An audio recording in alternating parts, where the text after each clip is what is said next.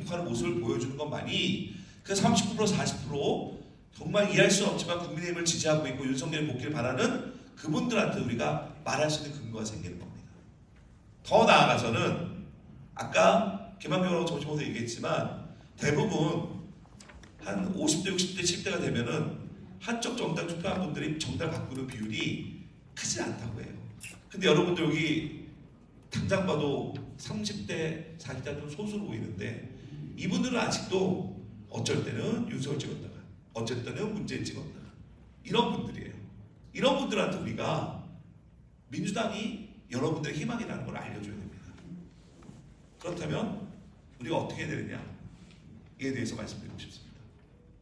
제가 서두에 말씀드렸던 것처럼 우리는 97년 대선처럼 선거를 치러야지 압도적으로 승리할 수 있다고 생각합니다.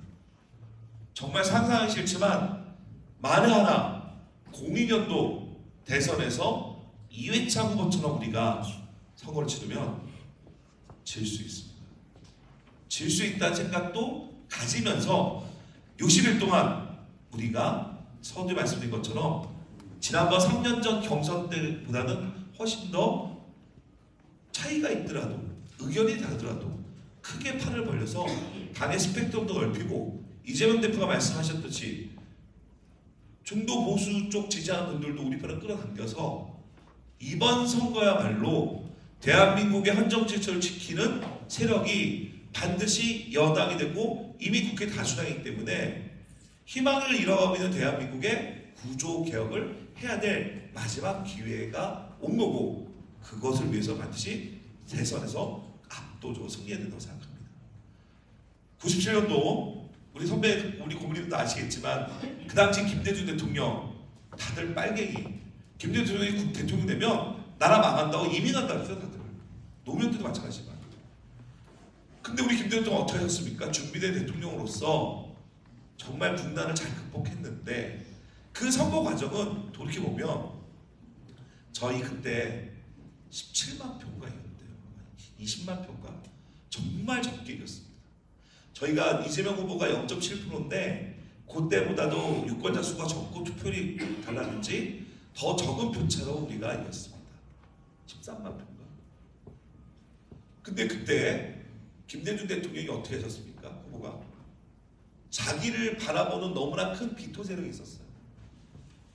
그 비토 세력들에게 안심을 주기 위해서 IMF 경제 위기를 극복하는 대통령은 준비된 김대중입니다라고 주장하면서 보수의 아이콘이었고 어찌 보면 정책 가치가 너무 달랐던 김종필 씨와 정책 연대를 하고 박정희 산업화 세력의 마지막 상징이었던 박태준 포스코 회장을 영입해서 김종필 씨가 2년, 박태준 씨가 아마 1년 총리하게 합니다. 그리고 그 당시에 경제부 장관과 산자부 장관은 자민련 출신의 옛날에 관료들한테 장관을 줍니다. 즉 정권을 권력을 나눈 거죠. 그렇게 JP랑 연대해서 충청표를 흡수해와서 이길 줄 알았는데 그것도 아니에요. 이인재 씨가 나와가지고 19%라는 표를 갉아먹었기 때문에 겨우 저희가 1% 정말 근소한 차로 이겼어요. 물론 그때와 지금은 민주당에 대한 저력이나 우리 지지가 강하지만 대선에서 돌이켜보건데 저희 2012년대도 한번 봅시다. 이명박 씨가 막판에 너무 못해가지고 총선도 우리가 1당 될 줄 알았다가 어찌됐던가 1당이 안 되고 그 당시 박근혜 씨가 뭐 이준석 이렇게 끌어당겨가지고 경제민주화 얘기해가지고 총선도 이기고 결국 그의 대선도 3% 차이로 박근혜 대통령이 이깁니다. 보수와 진보가 1대1로 붙었을 때 막상 저희가 이긴 적이 사실은 없습니다.